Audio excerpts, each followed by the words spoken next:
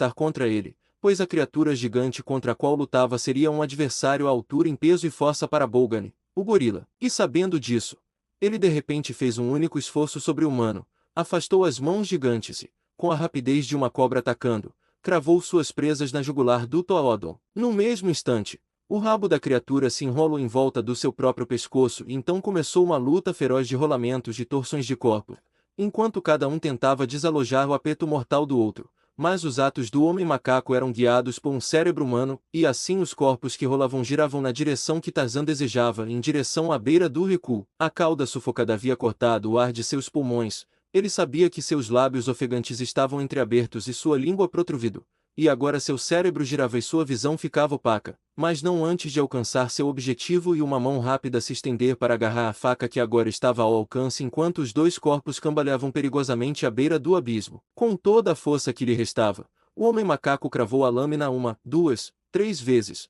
e então tudo ficou negro diante dele enquanto sentia que ele mesmo, ainda nas garras do Torodon, caía do recesso. Foi uma sorte para Tarzan que Pan-et-li não tivesse obedecido à sua ordem de escapar enquanto ele enfrentava o Toodon, pois foi a esse fato que ele devia a sua vida. Bem perto das figuras em luta, durante os breves momentos do clímax terrível, ela percebeu todos os detalhes do perigo para Tarzan que a emergência trazia.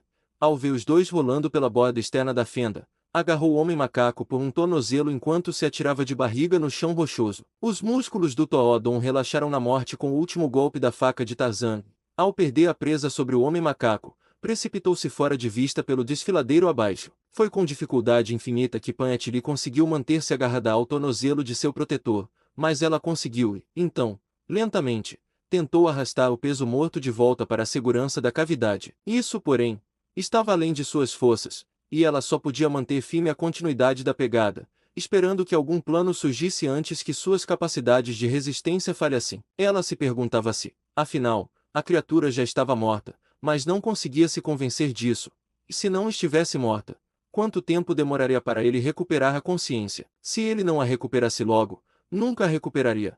Isso ela sabia, pois sentia seus dedos se entorpecendo com a pressão e escorregando, lentamente, da presa. Foi então que Tarzan voltou à consciência. Ele não podia saber que poder o sustentava, mas sentia que fosse o que fosse, estava lentamente soltando seu tornozelo. Ao alcance das mãos havia dois pregos, e a ele se agarrou justamente quando os dedos de Pan-et-li escorregaram de sua presa. Por pouco ele não foi precipitado no desfiladeiro, apenas sua grande força o salvou. Agora ele estava ereto e seus pés encontraram outros apoios. Seu primeiro pensamento foi com seu inimigo, onde ele estava, esperando lá em cima para terminá-lo. Tarzan olhou para cima justamente quando o rosto assustado de Pan-et-li apareceu sobre o limiar da abertura. Você está viva, ela exclamou. Sim, respondeu Tarzan. Onde está o peludo? Pan-et-li apontou para baixo. Ali, disse ela. Morto. Bom, exclamou o homem-macaco, escalando até o lado dela. Você está ilesa? Perguntou. Você chegou justo a tempo, respondeu Pan-et-li.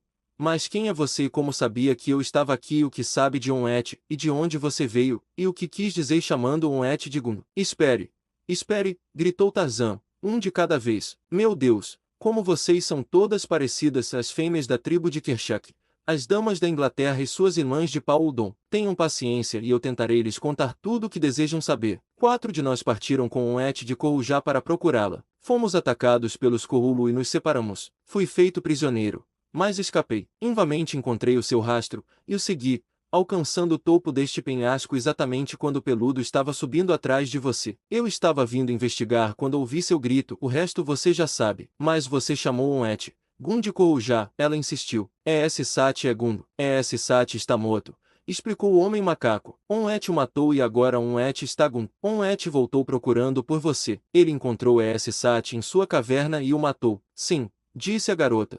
Esse Sati veio à minha caverna e eu o derrubei com minhas peitorais douradas e escapei. E um leão te perseguiu, continuou Tarzan, e você saltou do penhasco para Corrulo. Mas como você não foi morta é além da minha compreensão. Existe algo além de você, exclamou Pan-et-li. Como você poderia saber que um leão me perseguiu e que eu pulei do penhasco e não saber que foi a piscina de água profunda abaixo que me salvou? Eu também teria sabido disso, se o Corrulo não houvesse aparecido então e me impedido de continuar em sua trilha. Mas agora eu gostaria de te fazer uma pergunta: como você chama aquilo com que acabei de lutar? Era um Toadon, respondeu ela. Eu já tinha visto apenas um antes. São criaturas terríveis, com a astúcia de um homem e a ferocidade de uma fera. Grande, de fato, deve ser o guerreiro que mata um sozinho. Ela o olhou com admiração aberta. E agora? Disse Tarzan. Você deve dormir, pois amanhã retornaremos a Koujaion-et. E duvido que você tenha tido muito descanso nessas 2 noites. Pan-et-li, embalada por uma sensação de segurança, dormiu pacificamente até amanhã, enquanto Tarzan se alongava sobre o chão duro do recuo logo fora de sua caverna. O sol estava alto no céu quando ele acordou. Por 2 horas havia olhado para outra figura heróica a quilômetros de distância, a figura de um homem divino batalhando para atravessar o repugnante pântano que se estende como um fosso sujo, defendendo Paul-Udon das criaturas do mundo exterior. Agora até a cintura na lama pegajosa, agora ameaçado por répteis repugnantes, o homem avançava apenas por meio de esforços hercúleos, ganhando a cada passo com dificuldade ao longo do caminho tortuoso que era obrigado a escolher para encontrar o terreno menos perigoso. Perto do centro do pântano havia água aberta, água viscosa e esverdeada. Ele alcançou finalmente após mais de 2 horas de esforço que teriam deixado um homem comum esgotado e morrendo na lama pegajosa, e ainda assim ele estava a menos da metade do caminho através do pântano. Gorduroso de lodo e lama estava seu pelo liso e marrom, e gorduroso de lodo e lama estava seu amado infiel de que havia brilhado tão intensamente nos primeiros raios do sol nascente. Ele fez uma pausa por um momento à beira da água aberta e então, lançando-se para a frente, começou a nadar para atravessá-la. Nadava com braçadas longas, fáceis e poderosas, calculadas menos para a velocidade do que para a resistência, pois seu objetivo, principalmente, era testar esta última, já que além da água aberta havia mais 2 horas ou mais de esforço extenuante entre ela e a terra firme. Ele estava, talvez, na metade do caminho e se parabenizando pela facilidade de completar esta parte da tarefa quando surgiu das profundezas, diretamente em seu caminho, um repugnante réptil que, com mandíbulas escancaradas, avançava sobre ele, chiando estridentemente. Tarzan se levantou e se espreguiçou, expande o seu grande peito e respirou profundamente o ar fresco da manhã. Seus olhos claros percorreram as maravilhas paisagens espalhadas diante deles. Logo abaixo estava Koujairyf, um verde denso e sombrio das copas das árvores suavemente movendo-se. Para Tarzan, não era nem sombrio nem ameaçador, era selva. Selva amada. À sua direita se estendia um panorama das partes baixas do vale de Jad-Ben-Odo, com seus rios sinuosos e seus lagos azuis, brilhando ao sol. Espalhados estavam grupos de habitações dos redutos feudais dos chefes menores do Rodon. Alor, a cidade da luz, ele não podia ver, pois estava escondida pelo ombro do penhasco onde a aldeia abandonada se encontrava. Por um momento, Tarzan entregou-se àquela apreciação espiritual da beleza que apenas a mente humana pode alcançar, e então a natureza se fez sentir, e a barriga da besta chamava, reclamando que estava com fome. Invamente, Tarzan olhou para baixo, para Koujairyf. Lá estava a selva. Cresceria ali uma selva que não pudesse alimentar Tarzan. O homem macaco sorriu e começou a descida até o desfiladeiro. Havia perigo ali, claro. Quem o conhecia melhor do que Tarzan? Em todas as selvas reside a morte, pois vida e morte andam de mãos dadas, e onde a vida próspera, a morte colhe sua maior colheita. Nunca Tarzan havia encontrado uma criatura da selva com a qual não pudesse lidar, às vezes apenas pela força bruta, outras vezes por uma combinação de força bruta e a astúcia da mente humana. Mas Tarzan nunca havia encontrado um Gyf. Na noite anterior, ele havia ouvido os bramidos na garganta depois de se deitar para dormir e pretendia perguntar a Pan-et-li naquela manhã que tipo de besta perturbava o sono dos seus superiores. Ele chegou ao pé do penhasco e avançou pela selva. E aqui parou, seus olhos e ouvidos atentos e vigilantes, suas narinas sensíveis vasculhando cada corrente de ar em movimento em busca do cheiro de presas. Invamente, ele adentrou mais na floresta, seu passo leve sem emitir som, com arco e flechas pronto. Uma leve brisa matinal soprava do alto da garganta e nessa direção ele dirigiu seus passos. Muitos odores atingiam seus órgãos do olfato. Alguns deles ele classificou sem esforço, mas outros eram estranhos, os odores de animais e de aves, de árvores, arbustos e flores com os quais ele não estava familiarizado. Ele percebe vagamente o odor reptiliano que aprenderá a associar as formas estranhas e noturnas que tinham surgido, difusas e volumosas, em várias ocasiões desde sua introdução a Paul-Udon. E então, de repente, ele captou claramente o forte e doce odor de Bara, o cervo. Se sua barriga fosse vocal, a de Tarzan teria dado um pequeno grito de alegria, pois amava a carne de Bara. O homem macaco avançou rapidamente, mas com cautela. A presa não estava muito distante. À medida que o caçador se aproximava, ela subiu silenciosamente às árvores e ainda havia em suas narinas o fraco odor reptiliano que anunciava uma grande criatura que ele ainda não havia visto, exceto como uma sombra mais densa entre as sombras densas da noite, mas o odor era tão sutil que sugeria aquele criado na selva a distância de segurança absoluta. E agora, movendo-se silenciosamente, Tarzan chegou à vista de Bara bebendo em um poço onde o riacho que irriga o GRYF atravessa uma clareira na selva. O veado estava longe demais da árvore mais próxima para arriscar uma investida, então o homem-macaco teve que depender da precisão e força de sua primeira flecha, que deveria derrubar o veado no ato ou perder tanto o veado quanto a flecha. Lá atrás, a mão direita e o arco se moveram, que você ou eu não conseguiríamos mover, dobrando-se facilmente sob os músculos do deus da floresta. Houve um estalo cantando e Bara, pulando alto no ar, caiu ao chão, uma flecha cravada em seu coração. Tarzan caiu ao solo e correu até sua caça, para que o animal não pudesse ainda se levantar e escapar, mas Bara estava seguramente morto. Quando Tarzan se curvou para levantá-lo até o ombro, caiu sobre seus ouvidos um urro estrondoso que parecia estar quase ao lado de seu cotovelo, e, assim que seus olhos se dirigiram na direção do som, surgiu diante de sua visão uma criatura que os paleontólogos sonharam como podendo ter existido nas mais remotas vistas da infância da Terra, uma criatura gigantesca, vibrante de raiva louca, que avançava, urrando, em sua direção. Quando Paet lhe acordou, olhou para Nicho à procura de Tarzan. Ele não estava lá. Ela se levantou rapidamente e saiu correndo, olhando para baixo em direção a GRYF, supondo que ele tivesse descido em busca de comida. E ali ela conseguiu vislumbrá-lo desaparecendo na floresta. Por um instante, ela ficou tomada pelo pânico. Ela sabia que ele era um estranho em Pauludon e que, por isso, talvez não percebesse os perigos que se escondiam naquele desfiladeiro de terror. Por que ela não chamou por ele para que retornasse? Você ou eu poderíamos ter feito isso, mas nenhum Pauludon faria, pois eles conhecem os modos do GRYF, eles conhecem os olhos fracos e os ouvidos atentos, e que, ao ouvirem a voz de um humano, eles aparecem. Portanto, ter chamado por Tarzan teria sido apenas um convite ao desastre, e assim ela não chamou. Em vez disso, embora estivesse com medo, ela desceu ao desfiladeiro com o propósito de alcançar Tarzan e avisá-lo em sussurros sobre o perigo. Foi um ato de coragem, já que foi realizado diante de incontáveis eras de medo herdado das criaturas que ela poderia ter que enfrentar. Homens foram condecorados por menos. Paet Lee, descendente de uma longa linhagem de caçadores, presumiu que Tarzan se moveria contra o vento, e nessa direção,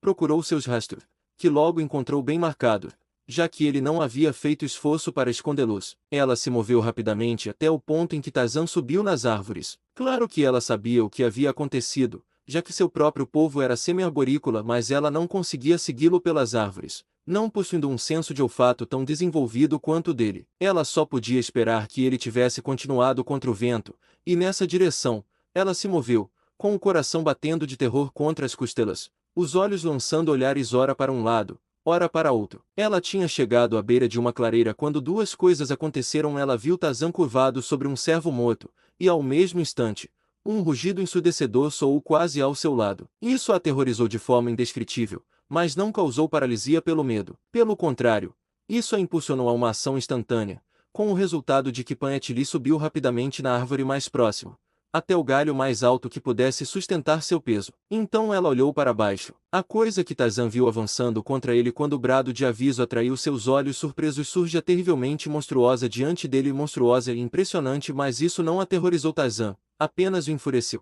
pois ele viu que estava além de seus poderes combater aquilo e que isso poderia fazê-lo perder sua caça.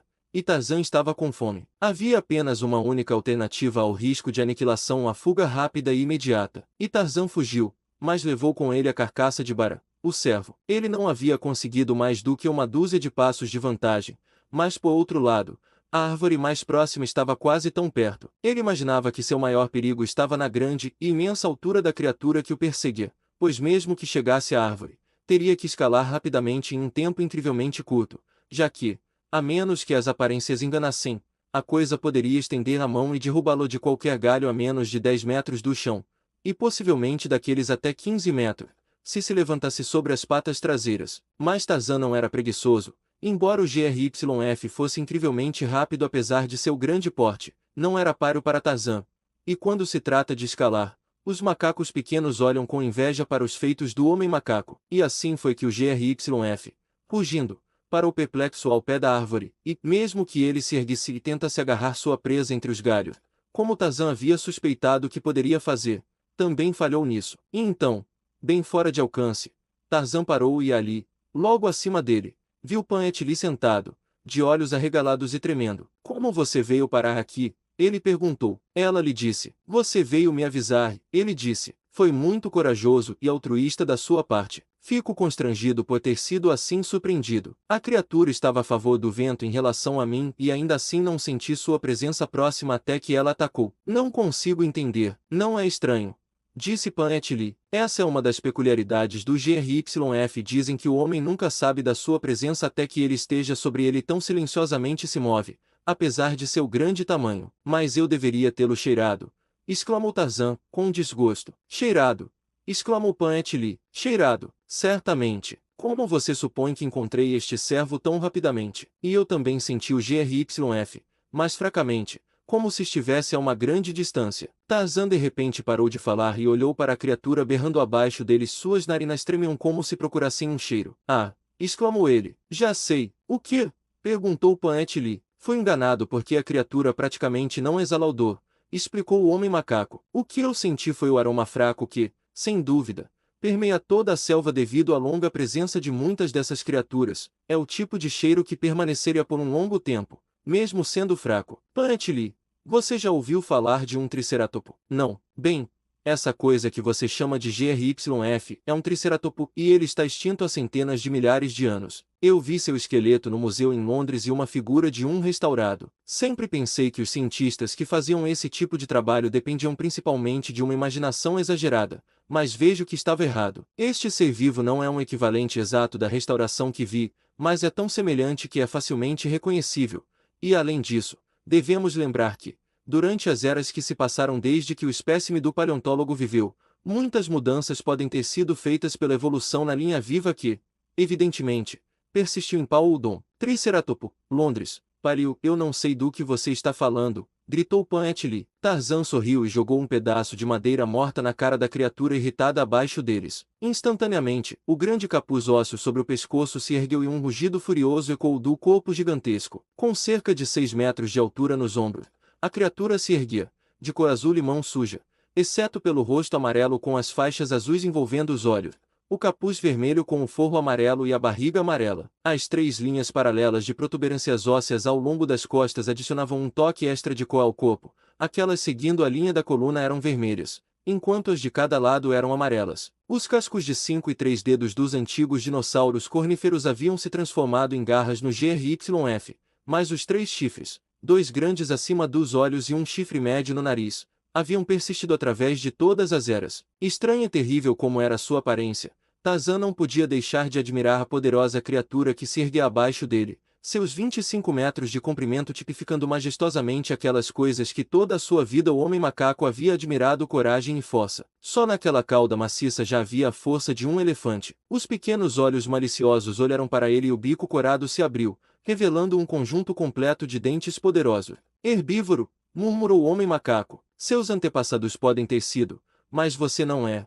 E então, para Pan-et-li, vamos agora. Na caverna teremos carne de cervo e depois de volta para Koujaion-et. A menina estremeceu e repetiu: nunca iremos daqui. Por que não? Perguntou Tarzan. Como resposta, ela apenas apontou para o GRYF. Bobagem!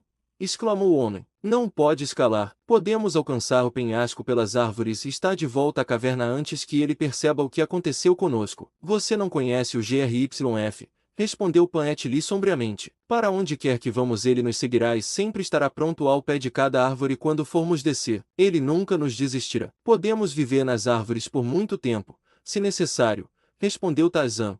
E alguma hora a coisa vai embora. A garota balançou a cabeça. Nunca, disse ela. E além disso, existem os Toaodon. Eles virão e nos matarão, e depois de comer um pouco, vão jogar o restante para o GRYF. O GRYF e os Toaodon são amigos, porque o Toaodon compartilha sua comida com o GRYF. Você pode estar certo, disse Tarzan, mas mesmo assim não pretendo ficar aqui esperando alguém aparecer para comer parte de mim e depois alimentar o resto para aquela fera lá embaixo. Se eu não sair deste lugar inteiro, não será culpa minha. Vamos agora e tentaremos. E dizendo isso ele começou a se mover entre as copas das árvores com Pan-et-li logo atrás. Abaixo deles, no chão, movia-se o dinossauro com chifres e, quando chegaram à borda da floresta, onde havia 50 metros de terreno aberto para atravessar até a base do penhasco, ele estava lá com eles, ao pé da árvore. esperando. Tarzan olhou para baixo com pesar e coçou a cabeça. Agora ele olhou para cima e para Pan et Lee. Você consegue atravessar o desfiladeiro pelas árvores rapidamente? Ele perguntou. Sozinha?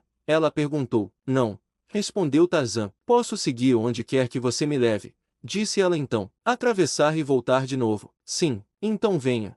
E faça exatamente o que eu mandar. Ele começou a voltar rinvamente através das árvores, rapidamente, balançando-se como um macaco de galho em galho, seguindo um percurso em zigue-zague que tentava escolher com um olhar para as dificuldades da trilha abaixo, onde a vegetação era mais densa, onde árvores caídas bloqueavam o caminho. Ele guiava os passos da criatura abaixo deles, mas tudo em vão. Quando alcançaram o lado oposto do desfiladeiro, o GRYF estava com eles. De volta de novo, disse Tarzan, e virando-se, os dois refizeram seu caminho elevado através dos terraços superiores da antiga floresta de Corru GRYF. Mas o resultado foi o mesmo não, na verdade era pior, pois outro GRYF se juntará ao primeiro e agora dois esperavam debaixo da árvore onde pararam. O penhasco erguendo-se acima deles com suas inúmeras bocas de cavernas parecia convidar e provocar ao mesmo tempo. Estava tão perto, e ainda assim a eternidade se abria entre eles. O corpo do Toodon jazia ao pé do penhasco, onde havia caído. Estava a vista clara dos dois na árvore. Um dos grifos caminhou até ele e farejou por perto,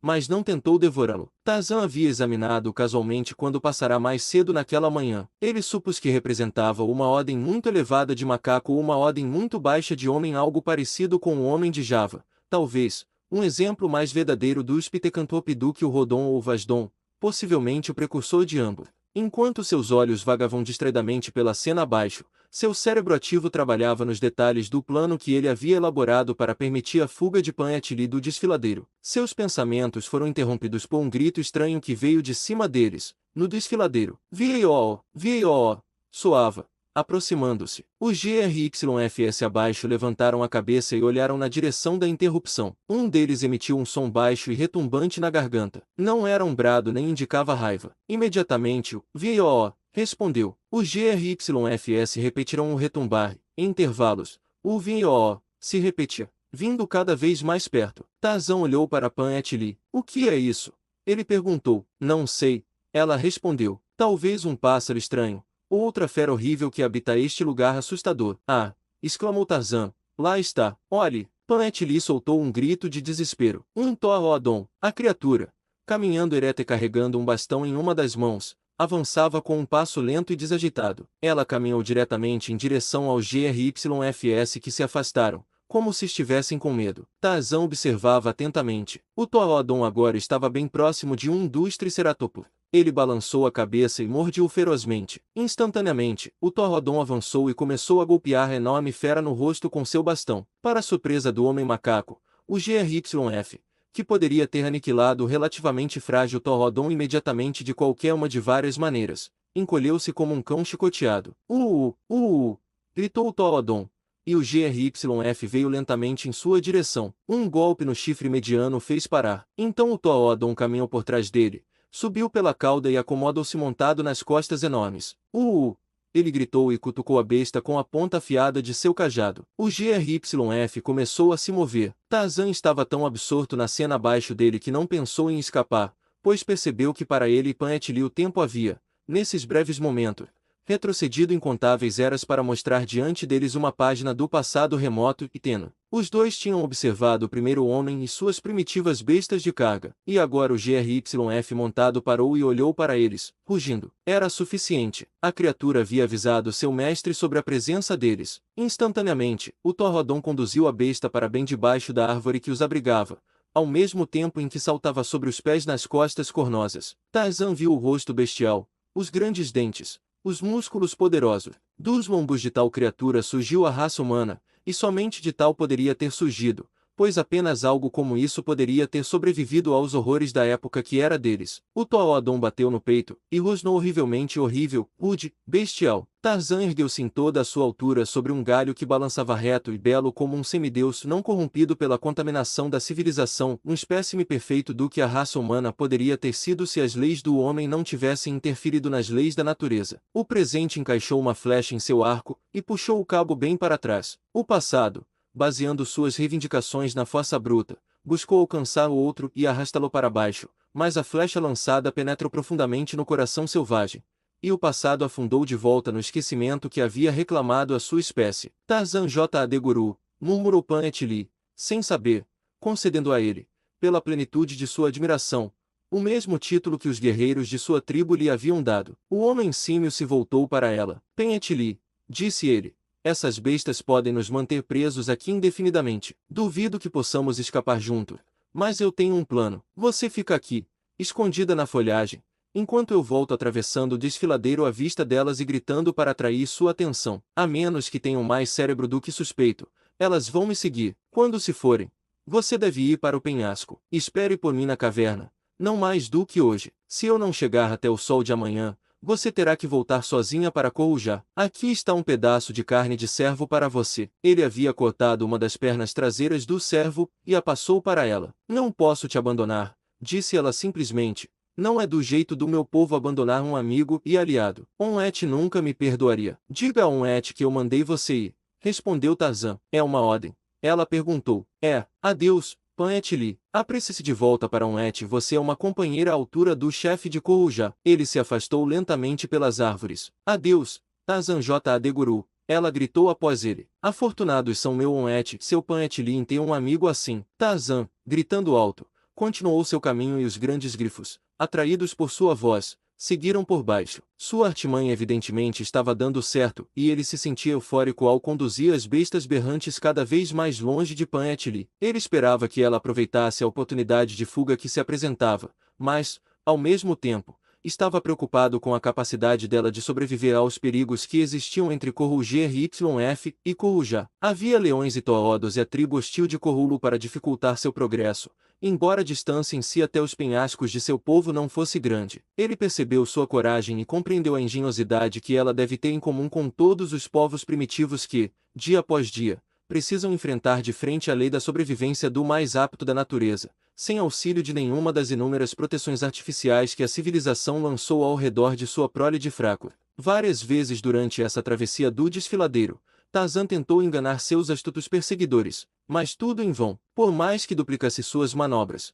não conseguia despistá-los, e sempre que mudava seu curso, eles também mudavam para se adaptar. Ao longo da borda da floresta, no lado sudeste do desfiladeiro, ele procurava algum ponto em que as árvores tocassem alguma parte acessível do penhasco, mas, embora tenha viajado muito para cima e para baixo do desfiladeiro, não descobriu nenhuma rota de fuga fácil. O homem macaco finalmente começou a conceber a ideia da desesperança de sua situação e a compreender plenamente por que o Corujá YF havia sido religiosamente evitado pelas raças de Pauludon durante todas essas muitas eras. A noite estava caindo, e embora desde cedo ele tivesse procurado diligentemente uma saída deste beco sem saída, ele não estava mais próximo da liberdade do que no momento em que o primeiro GRYF o Hunt o atacou enquanto ele se curvava sobre a carcaça de sua caça, mas, com a chegada da noite, veio uma esperança renovada, pois, em comum com os grandes felinos, Tarzan era, em maior ou menor grau, uma criatura noturna. É verdade que ele não podia enxergar à noite tão bem quanto eles, mas essa deficiência era amplamente compensada pela acuidade de seu olfato e pela sensibilidade altamente desenvolvida de seus outros órgãos de percepção. Da mesma forma que os cegos seguem e interpretam seus caracteres em braille com dedos habilidosos,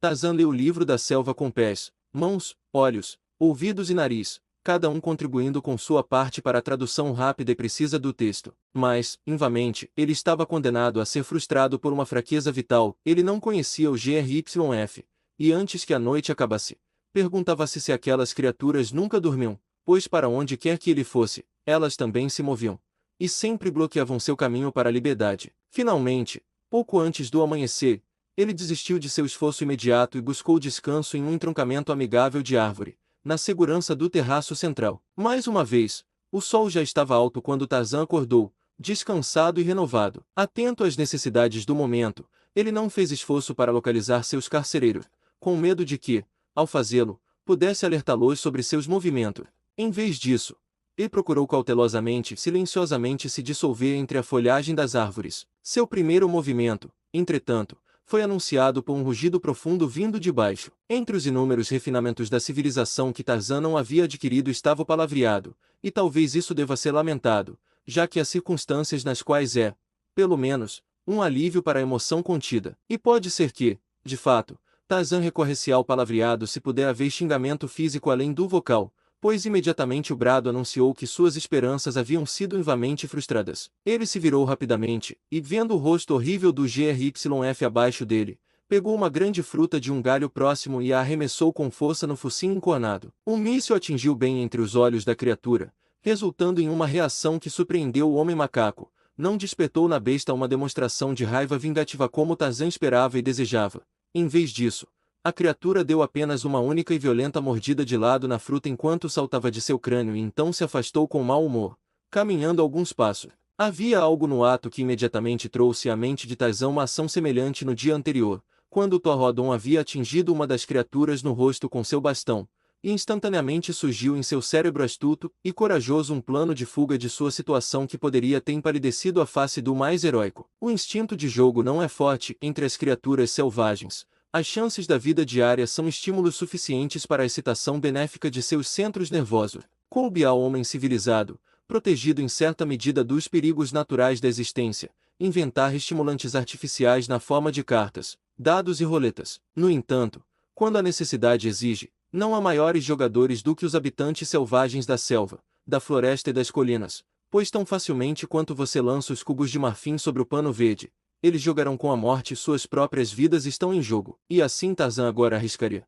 confrontando as deduções aparentemente selvagens de sua mente astuta contra todas as provas da ferocidade bestial de seus antagonistas que sua experiência com eles havia revelado, contra todo o folclore e lenda milenares que haviam sido transmitidos por inúmeras gerações e chegado até ele através dos lábios de Pan Et-li. No entanto, enquanto trabalhava em preparação para a maior jogada que o homem pode fazer no jogo da vida, ele sorria, e não havia nenhum sinal de pressa, excitação ou nervosismo em seu comportamento. Primeiro ele selecionou um galho longo e reto, com cerca de 5 centímetros de diâmetro na base. Com sua faca, cortou-o da árvore, removeu os galhos e ramos menores até formar uma vara com aproximadamente 3 metros de comprimento. Ele a afiou na extremidade menor. Com o bastão finalizado à sua satisfação, olhou para o triceratopo. "Vieio!" Ele gritou. Instantaneamente, os animais ergueram as cabeças e olharam para ele. Da garganta de um deles saiu, de maneira quase imperceptível, um som baixo e profundo. "Vieio!" repetiu Tarzan e lançou o restante do corpo do servo para eles. Instantaneamente os GRYFS atacaram-no com grande bramido, um deles tentando agarrá-lo e impedi-lo de ser tomado pelo outro, mas finalmente o segundo conseguiu segurá-lo e um instante depois ele fora dilacerado e devorado vorazmente. Mais uma vez eles olharam para o homem macaco, e desta vez, o viram descendo ao chão. Um deles começou a se aproximar dele. Invamente Tarzan repetiu o estranho grito do Torrodon. O GRYF parou em seu caminho, aparentemente confuso, enquanto Tarzan descia levemente ao solo e avançava em direção à fera mais próxima, com seu bastão erguido ameaçadoramente e o chamado do homem primeiro nos lábios. O grito seria respondido pelo baixo rugido da besta de carga ou pelo horrível bramido do devorador de homens. Do resultado dessa resposta dependia o destino do homem macaco. Pan Et-li estava escutando atentamente os sons dos grifos que se afastavam enquanto Tarzan os conduzia astutamente para longe dela, e quando teve certeza de que estavam longe o suficiente para garantir sua fuga segura, ela desceu rapidamente dos galhos para o chão e correu como um cervo assustado pelo espaço aberto até a base do penhasco. Passou por cima do corpo do Torrodon que a havia atacado na noite anterior e logo estava subindo rapidamente pelos antigos suportes de pedra da vila. Abandonada no penhasco, na boca da caverna perto da qual havia se instalado, ela acendeu um fogo e cozinhou a coxa de veado que Tarzan lhe deixara. De um dos riachos que escorriam pela face do penhasco, obteve água para saciar sua sede. O dia todo ela esperou, ouvindo ao longe, e às vezes bem perto, os bramidos dos GRYFS que perseguiam a estranha criatura que havia caído de maneira tão milagrosa em sua vida. Por ele, ela sentia a mesma lealdade intensa, quase fanática, que muitos outros sentiam por Tarzan dos macacos. Fera e humano, ele os mantinha juntos a ele com laços mais fortes que aço, os que eram limpos e corajosos, e os fracos e indefesos, mas nunca Tarzan podia reivindicar entre seus admiradores o covarde, o ingrato ou o canalha, de tais, tanto homem quanto fera. Ele conquistava o medo e o ódio. Para Pan Et-li, ele era tudo o que era corajoso, nobre e heróico, e além disso, ele era amigo de On-et, o amigo do homem que ela amava. Por qualquer uma dessas razões, Pan Et-li teria morrido por Tarzan, pois tal é a lealdade das crianças de espírito simples da natureza. Coube à civilização ensinar-nos a avaliar as recompensas relativas da lealdade e de seu antônimo. A lealdade do primitivo é espontânea, irracional, altruísta, e tal era a lealdade de Pan-et-li pelos Tarmangani. E assim foi que ela esperou aquele dia e aquela noite, esperando que ele retornasse para que pudesse acompanhá-lo de volta a Onnet, pois sua experiência lhe ensinara que, diante do perigo, dois têm mais chances do que um. Mas Tarzan J. de Guru não havia aparecido, e assim, na manhã seguinte, Pan-et-li partiu em seu retorno para Corujá. Ela conhecia os perigos e, ainda assim, os enfrentava com a indiferença impassível de sua raça. Quando eles a confrontassem e ameaçassem diretamente, seria tempo suficiente para sentir medo, excitação ou confiança. Enquanto isso, era desnecessário desperdiçar energia nervosa antecipando. Portanto, ela se movia por sua terra selvagem com nenhuma demonstração de preocupação maior do que aquela que marcaria seu passeio descontraído até uma farmácia de esquina para tomar um sorvete. Mas esta é a sua vida e aquela é de Pan-et-li mesmo agora. Enquanto você lê isto, Pan-et-li pode estar sentada na beira do recesso da caverna de Onnet, enquanto já e o jato rugindo desfiladeiro abaixo e da crista acima, e os Corrulo ameaçam ao sul e os Rodon do vale de Jad Ben-Odo lá embaixo, pois Pan-et-li ainda vive e exibe seu pelo sedoso e negro sob o luar tropical de Paul-Udon, mas ela não chegaria a Corujá naquele dia, nem no seguinte, nem por muitos dias depois, embora o perigo que a ameaçava não fosse inimigo Vasdon nem fera selvagem. Ela chegou sem contratempos ao Corrulo, e após descer sua parede rochosa ao sul sem vislumbrar sequer a mínima aparência dos inimigos hereditários de seu povo, experimentou uma renovação de confiança que pouco se diferenciava da segurança prática de que completaria com sucesso sua empreitada e seria restaurada mais uma vez ao seu próprio povo e ao amante que não via há tantos longos e cansativos meses. Ela já estava quase atravessando o desfiladeiro e se movia com uma cautela extrema, nunca diminuída por sua confiança, pois a precaução é um traço instintivo do primitivo,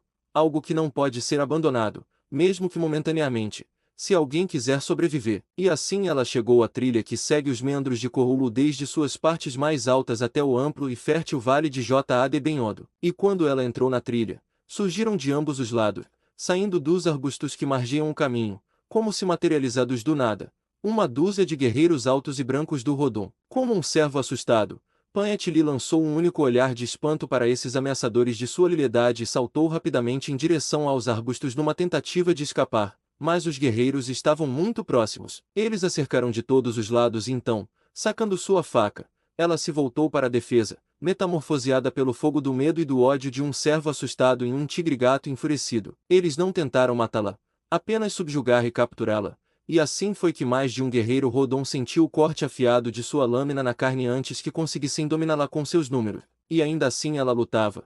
Aranhava e mordia depois que tiraram a faca dela até ser necessário amarrar suas mãos e prender um pedaço de madeira entre os dentes com fios dentais passados atrás da cabeça. A princípio, ela se recusou a andar quando eles começaram a se dirigir para o vale, mas depois que dois deles a agarraram pelos cabelos e a arrastaram por alguns metros, ela reconsiderou sua decisão original e veio junto com eles, embora ainda tão desafiadora quanto seus pulsos amarrados e sua boca amordaçada permitiam. Perto da entrada de Corrulo, eles se depararam com outro corpo de seus guerreiros, com alguns prisioneiros Vasdon da tribo de Corrulo. Era uma tropa de ataque que viera de uma cidade Rodon do Vale em busca de escravo. Pan-et-li sabia que tal ocorrência não era nada incomum. Durante sua vida, a tribo a qual pertencia tivera sorte ou poder suficiente para resistir com sucesso à maioria desses ataques, mas ainda assim Pan-et-li conhecera amigos e parentes que haviam sido levados como escravos pelos Rodon e também sabia de outra coisa que lhe dava esperança, assim como seguramente dava a cada um dos outros cativos que, ocasionalmente, os prisioneiros escapavam das cidades dos Brancos Calvo. Depois que se juntaram a outro grupo, toda a banda seguiu para o vale, em pouco tempo, pelo diálogo de seus captores. Pan-et-li soube que estava a caminho de Alo, a cidade da luz, enquanto, na caverna de seus antepassados, Onnet, chefe dos Corujá, lamentava a perda tanto de seu amigo quanto dela, que deveria ter sido sua companheira. 8. Alo. Enquanto o réptil que silvava avançava sobre o estranho nadando em águas abertas perto do centro do pântano na fronteira de Paul-Udon, parecia ao homem que esta de fato seria a terminação fútil de uma jornada árdua e cheia de perigo. Também parecia igualmente inútil enfrentar sua insignificante faca contra essa criatura assustadora. Se ele tivesse sido atacado em terra, seria possível que, como último recurso, tivesse usado seu infielde, embora tivesse chegado até ali através de todas essas milhas cansativas e repletas de perigos sem recorrer a ele, embora, vez após vez, sua vida tenha pendido na balança diante dos habitantes selvagens da floresta, da selva e da estepe. Para seja lá qual fosse o motivo pelo qual ele estava guardando sua preciosa munição, Ele evidentemente a considerava mais sagrada até do que sua própria vida, pois até então não havia usado uma única bala e agora a decisão não era exigida dele, já que seria impossível para ele ter retirado seu infielde do ombro, carregado e disparado com a rapidez necessária enquanto nadava. Embora suas chances de sobrevivência parecessem pequenas e a esperança estivesse em seu ponto mais baixo, ele não estava disposto a desistir sem lutar. Em vez disso, empunhou sua lâmina e aguardou o réptil que se aproximava. A criatura não se parecia com nenhum ser vivo que ele já tivesse visto, embora possivelmente se assemelhasse a um crocodilo em alguns aspectos mais do que a qualquer outra coisa com a qual ele estivesse familiarizado. Enquanto este horrível sobrevivente de algum progenitor extinto avançava sobre ele com a mandíbula distendida, veio rapidamente ao homem a plena consciência da futilidade de tentar deter a corrida enlouquecida ou perfurar a pele revestida de armadura com sua pequena faca. A criatura estava quase sobre ele agora, e qualquer forma de defesa que escolhesse deveria ser feita rapidamente. Parecia haver apenas uma alternativa à morte instantânea, e ele a tomou quase no instante em que o grande réptil se ergueu diretamente acima dele. Com a rapidez de uma foca, ele mergulhou de cabeça sob o corpo que vinha na sua direção e, ao mesmo tempo, virando-se de costas, cravou sua lâmina na superfície macia e fria da barriga viscosa, enquanto o ímpeto do réptil em fuga o carregava rapidamente por cima dele, e então, com golpes poderosos, ele nadou debaixo da água por alguns metros antes de emergir. Um olhar mostrou-lhe o monstro atingido mergulhando loucamente em dor e raiva na superfície da água atrás dele, que estava se contorcendo em suas agoniadas mortes era evidenciado pelo fato de que não fez nenhum esforço para persegui-lo. E assim, ao som do agudo grito do monstro moribundo, o homem finalmente alcançou a margem mais distante da água aberta para retomar, mais uma vez, o esforço quase sobre-humano de atravessar o último trecho de lama pegajosa que o separava da terra firme de Paul-Dom. Demorou-lhe boas 2 horas para arrastar seu corpo agora exausto através da lama pegajosa e fedorenta, mas, finalmente, coberto de lama e esgotado, ele se arrastou para fora sobre a grama macia da margem. A 100 metros de distância, um riacho, serpenteando desde as montanhas distantes, desaguava na pântano. Após um breve descanso, ele se dirigiu até lá, procurando uma piscina tranquila, banhou-se e lavou a lama e a gosma de suas armas, equipamentos e tanga. Mais 1 hora foi gasta sob os raios do sol quente limpando, polindo e engraxando seu infielde, embora os meios à disposição para secá-lo consistissem principalmente em capim seco. Era tarde da tarde antes que ele se convencesse de que sua preciosa arma estava segura de qualquer dano por sujeira ou umidade, e então ele se levantou e retomou a busca pelo rastro que seguirá até o lado oposto do pântano. Será que ele encontraria novamente a trilha que o havia levado para o lado oposto do pântano, a ponto de se perder ali, mesmo com seus sentidos treinados? Se ele não a encontrasse novamente deste lado da barreira quase intransponível, poderia presumir que sua longa jornada havia terminado em fracasso. E assim ele procurou para cima e para baixo na beira da água estagnada por vestígios de uma antiga trilha que teria sido invisível aos seus olhos ou aos meus, mesmo que tivéssemos seguido diretamente nas pegadas de seu criador. À medida que Tarzan avançava sobre os grifos, ele imitava o mais de perto possível, conforme conseguia se lembrar, os métodos e maneirismos do Storodon, mas até o instante em que ficou ao lado de uma das enormes criaturas, ele percebeu que seu destino ainda estava em jogo, pois o ser não dava nenhum sinal, seja ameaçador ou de qualquer outro tipo. Ele apenas permanece ali, observando com seus olhos frios e reptilianos, e então Tarzan ergueu seu bastão.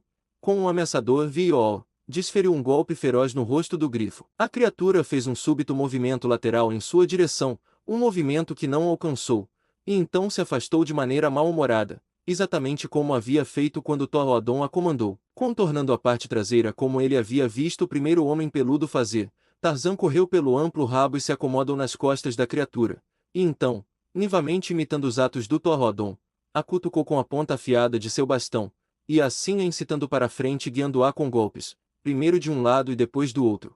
Ele a fez seguir pelo desfiladeiro na direção do vale. A princípio, sua ideia era apenas determinar se conseguia exercer alguma autoridade sobre os grandes monstros, percebendo que nessa possibilidade residia sua única esperança de escapar imediatamente de seus carcereiros. Mas, uma vez sentado nas costas de seu titânico montaria, o homem macaco experimentou a sensação de uma nova emoção que lhe trouxe à memória o dia de sua infância em que ele subira pela primeira vez até a ampla cabeça de Tanto, o elefante, e isso, junto com a sensação de domínio que sempre era alimento e prazer para o senhor da selva, decidiu a colocar seu recém-adquirido poder em algum propósito utilitário. Pan et-li ele julgava que já havia alcançado a segurança ou encontrado a morte. Ao menos, não poderia mais ser útil a ela, enquanto lá embaixo, Com o GRYF, no suave Vale Verde, encontrava-se Alor, a cidade da luz, que desde que ele a havia contemplado do ombro de Pastarhove, era sua ambição e seu objetivo. Se suas muralhas reluzentes guardavam o segredo de sua companheira perdida, ele nem podia imaginar, mas se ela ainda vivia dentro dos limites de Paul-Udon, deveria estar entre os Rodon, já que os homens negros e peludos deste mundo esquecido não faziam prisioneiro. E assim ele iria para Alor. E de que forma mais eficaz do que nas costas desta criatura sombria e terrível, que as raças de Paul-Udon tanto temiam. Um pequeno riacho de montanha desce de Corru GRYF para se juntar, nas encostas, aquele que escoa as águas de Corrulo para o vale, formando um pequeno rio que corre a sudoeste, eventualmente entrando no maior lago do vale na cidade de Alor, pelo centro da qual o riacho passa. Uma antiga trilha, bem marcada por inúmeras gerações de pés nus de homens e animais, desce em direção a Alor ao lado do rio, e por essa trilha Tarzan conduziu os GRYF. Uma vez fora da floresta que corria abaixo da boca da garganta, Tarzan vislumbrou ocasionalmente a cidade brilhando à distância, muito abaixo dele. O país pelo qual ele passou estava resplandecente com as exuberantes belezas da vegetação tropical. Ervas grossas e luxuosas cresciam até a altura da cintura em ambos os lados da trilha, e o caminho era interrompido de vez em quando por trechos de floresta aberta, semelhante a parque, ou talvez por um pequeno trecho de selva densa, onde as árvores arqueavam sobre o caminho e trepadeiras pendiam em laços graciosos de galho a galho. Às vezes, o homem macaco tinha dificuldade em impor obediência por parte de sua besta indomável, mas sempre, no fim, o medo que ela tinha do pequeno e fraco instrumento de comando a fazia obedecer. No final da tarde, enquanto se aproximavam da confluência do riacho que estavam seguindo e outro que parecia vir na direção de Corujá, o homem macaco, surgindo de um dos trechos de selva, descobriu um considerável grupo de Rodon na margem oposta. Simultaneamente, eles o viram, junto com a poderosa criatura que ele montava. Por um momento ficaram boquiabertos de espanto e então, em resposta ao comando de seu líder, se viraram e correram para a proteção da floresta próxima. O homem-símio teve apenas um breve vislumbre deles, mas foi indicação suficiente de que havia Vasdon com eles, sem dúvida prisioneiros capturados em uma das investidas às aldeias Vasdon das quais Taden e Onet lhe haviam falado. Ao ouvir a voz deles, o GRYF havia rugido terrivelmente e começado a persegui-los, mesmo com um rio no caminho, mas com muita insistência e golpes. Tarzan conseguiu fazer o animal voltar para o caminho, embora depois disso, por muito tempo, ele tenha ficado mal-humorado e mais indomável do que nunca. À medida que o sol se aproximava do cume das colinas ocidentais, Tarzan percebeu que seu plano de entrar em Alor nas costas de um grife estava provavelmente fadado ao fracasso, já que a teimosia da grande fera aumentava a cada momento, sem dúvida devido ao fato de sua enorme barriga estar clamando por comida. O homem macaco se perguntou se os Toodos tinham algum meio de prender suas bestas durante a noite, mas como ele não sabia e nenhum plano se apresentava, resolveu que teria de confiar na sorte de encontrá-la novamente pela manhã. Então surgiu em sua mente uma questão sobre qual seria a relação deles quando Tarzan desmonta-se. Será que voltaria a ser a de caçador e presa? Ou o medo do estímulo continuaria a dominar o instinto natural do comedor de carne? Tarzan se perguntou isso, mas como não podia permanecer no GRYF para sempre, e como preferia desmontar e colocar a questão em um teste final enquanto ainda havia luz, decidiu agir imediatamente. Como deter a criatura que ele não conhecia, já que até então seu único desejo havia sido empurrá-la para frente. No entanto, ao experimentar com seu bastão, ele descobriu que poderia fazê-la parar ao estendê-lo e golpear a coisa em seu focinho semelhante a um bico. Perto dali cresciam várias árvores frondosas, nas quais o homem macaco poderia ter encontrado refúgio, mas ocorreu-lhe que, caso subisse imediatamente nas árvores, isso poderia sugerir à mente do GRYF que a criatura que o vinha comandando o dia inteiro tinha medo dele, com o resultado de que Tarzan seria mais uma vez mantido prisioneiro pelo Triceratopo. E assim, quando o GRYF parou, Tarzan deslizou para o chão, desferiu um golpe descuidado no flanco da criatura como se a estivesse dispensando e se afastou indiferente. Da garganta da fera saiu um som grave e ronronante, e sem sequer olhar para Tarzan, ela se virou e entrou no rio, onde permaneceu bebendo por um longo tempo. Convencido de que o GRYF não representava mais uma ameaça para ele, o homem macaco, impulsionado pela mordida da fome, desamarrou seu arco, escolhendo um punhado de flechas, partiu cautelosamente em busca de comida, cujas evidências de proximidade chegavam até ele pelo vento que soprava do rio abaixo. 10 minutos depois, ele havia feito sua caça, novamente uma das espécimes de antílope de Paul-Udon, todas as espécies das quais Tarzan conhecia desde a infância como Bara, o cervo, já que no pequeno manual que havia sido a base de sua educação a imagem de um cervo era a aproximação mais próxima da semelhança com o antílope, desde o gigante eland até o menor busbuque dos campos de caça de sua juventude. Cortando uma coxa, ele aguardou em uma árvore próxima, e jogando o restante da carcaça sobre o ombro, troteou de volta para o local onde tinha deixado o GRYF. A grande fera estava apenas saindo do rio quando Tarzan, ao vê-la, emitiu o estranho grito do Toadon. A criatura olhou na direção do som, vocalizando ao mesmo tempo o baixo rugido com o qual respondia ao chamado de seu mestre. 2 vezes Tarzan repetiu seu grito antes que a fera se movesse lentamente em sua direção, e quando chegou a poucos passos, ele lançou a carcaça do veado para ela, sobre a qual caiu com mandíbulas gananciosas. Se alguma coisa vai mantê-lo por perto, refletiu o homem macaco ao retornar à árvore onde havia guardado sua própria parte da caça, é o conhecimento de que eu o alimentarei. Mas, ao terminar sua refeição e se acomodar confortavelmente para a noite, no alto dos galhos balançando de seu ninho, ele tinha pouca confiança de que montaria em Alor no dia seguinte em seu cavalo pré-histórico. Quando Tarzan acordou cedo na manhã seguinte, desceu levemente ao chão e se dirigiu ao riacho, retirando suas armas e sua tanga. Entrou nas águas frias da pequena lagoa.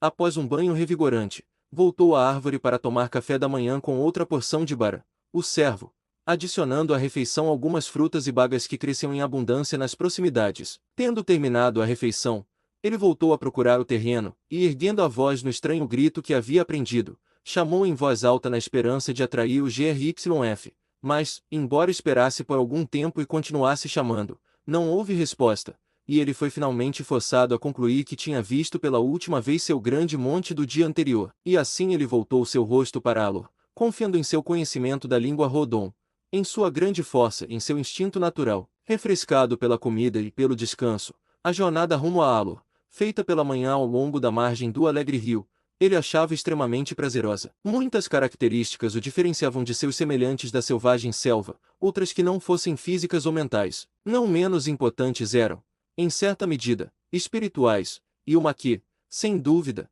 tinha sido tão forte quanto qualquer outra na influência sobre o amor de Tarzan pela selva era sua apreciação pelas belezas da natureza. Os macacos se importavam mais com uma larva em um tronco podre que com toda a majestosa grandeza dos gigantes da floresta ondulando acima deles. As únicas belezas que Numa reconhecia eram as de sua própria pessoa enquanto as exibia diante dos olhos admirados de sua companheira, mas em todas as manifestações do poder criativo da natureza das quais Tarzan tinha conhecimento, ele apreciava as belezas. À medida que Tarzan se aproximava da cidade, seu interesse se voltou para a arquitetura dos edifícios periféricos, que foram esculpidos no calcário semelhante a giz do que outrora foram um grupo de colinas baixas, semelhantes aos muitos morros cobertos de grama que pontilhavam o vale em todas as direções. A explicação de Taden sobre os métodos de construção de casas dos Rodon explicava as formas e proporções muitas vezes notáveis dos edifícios que, durante as eras que devem ter sido necessárias para sua construção, haviam sido esculpidos nas colinas de calcário, com os exteriores talhados em formas arquitetônicas que agradavam aos olhos dos construtores,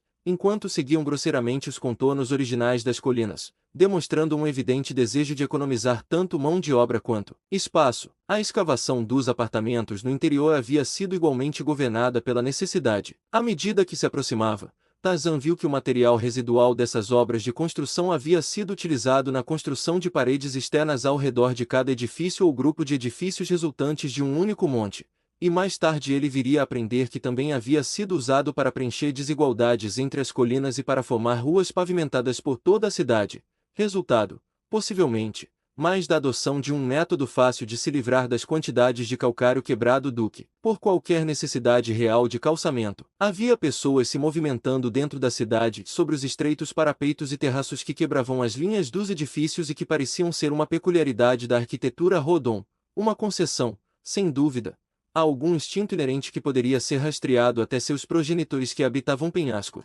Tarzan não ficou surpreso ao perceber que, a curta distância, não despertava suspeitas ou curiosidade na mente daqueles que o viam, já que, até que uma inspeção mais detalhada fosse possível, havia pouco para distingui-lo de um nativo, seja na sua conformação geral ou na sua cor. Ele havia, é claro, formulado um plano de ação e, tendo decidido, não hesitou em executá-lo. Com a mesma segurança com que alguém ousaria caminhar pela rua principal de uma cidade vizinha, Tarzan avançou pela cidade Rodon de Alor. A primeira pessoa a perceber sua falsidade foi uma criança pequena brincando no portal arqueado de um dos edifícios murados. Sem cauda! Sem cauda!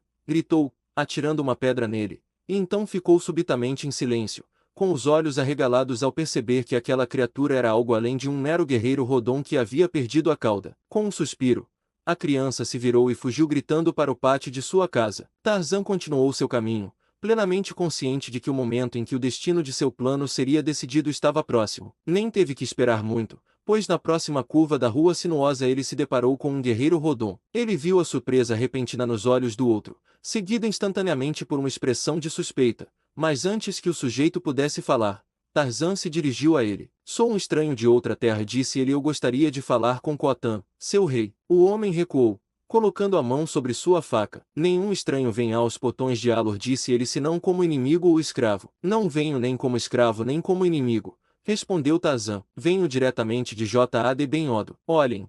E ele estendeu as mãos para que os Rodon pudessem ver o quanto elas diferem das deles próprios. E então se virou para que o outro pudesse ver que ele não tinha cauda, pois era sobre esse fato que seu plano havia sido baseado, devido à sua lembrança da briga entre Tadin e Onwet, na qual os Vasdon haviam afirmado que J.A.D. Ben-Odo tinha uma cauda longa enquanto os Rodon estavam igualmente dispostos a lutar por sua fé na ausência de cauda de seu deus. Os olhos do guerreiro se arregalaram e uma expressão de admiração surgiu neles, embora ainda estivesse tingida de desconfiança. J.A.D. Ben-Odo, murmurou, e então, é verdade que você não é nem Rodon nem Vasdon, e também é verdade que J.A.D. Ben-Odo não tem rabo. Venha, disse ele, eu o levarei a Khotan, pois este é um assunto no qual nenhum guerreiro comum pode interferir. Siga-me. E ainda segurando firme o cabo de sua faca e mantendo um olhar cauteloso para o homem macaco, ele abriu caminho por Alor. A cidade cobria uma grande área. Às vezes havia uma distância considerável entre os grupos de construções, e em outras ocasiões eles estavam bastante próximos uns dos outros. Havia diversos grupos imponentes, evidentemente esculpidos a partir das colinas maiores, muitas vezes alcançando uma altura de 30 metros ou mais. Enquanto avançavam, encontravam inúmeros guerreiros e mulheres, todos mostrando grande curiosidade pelo estrangeiro, mas não havia nenhuma tentativa de ameaçá-lo quando descobriram que ele estava sendo conduzido ao palácio do rei. Eles finalmente chegaram a uma grande construção que se estendia por uma área considerável, sua fachada oeste voltada para um grande lago azul e evidentemente esculpida no que antes fora um penhasco natural. Esse conjunto de edifícios era cercado por um muro de altura consideravelmente maior do que qualquer um que Tarzan tivesse visto antes. Seu guia o conduziu até um portão diante do qual aguardavam uma dúzia ou mais de guerreiros, que se ergueram e formaram uma barreira na entrada quando Tarzan e seu grupo surgiram na esquina da muralha do palácio, pois, a essa altura, ele havia acumulado tal número de curiosos que apresentava aos guardas a aparência de uma multidão formidável. Com a história do guia contada, Tarzan foi conduzido para o pátio, onde ficou detido enquanto um dos guerreiros entrava no palácio, evidentemente com a intenção de notificar Khotan. 15 minutos depois, um grande guerreiro apareceu, seguido por vários outros, todos examinando Tarzan com muito interesse à medida que se aproximavam. O líder do grupo parou diante do homem símio. Quem é você? Perguntou. E o que quer de Khotan, o rei? Sou um amigo, respondeu o homem símio.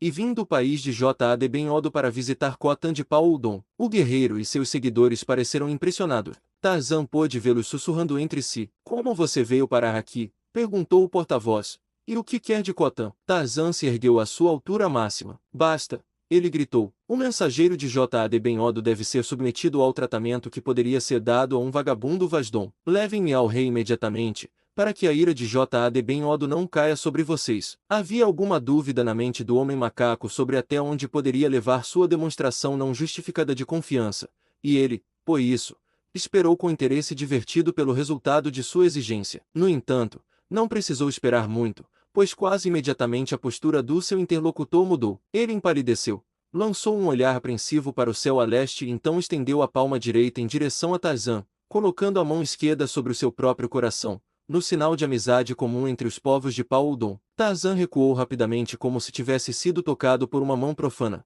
com uma expressão fingida de horror e repulsa no rosto. Pare! Ele gritou.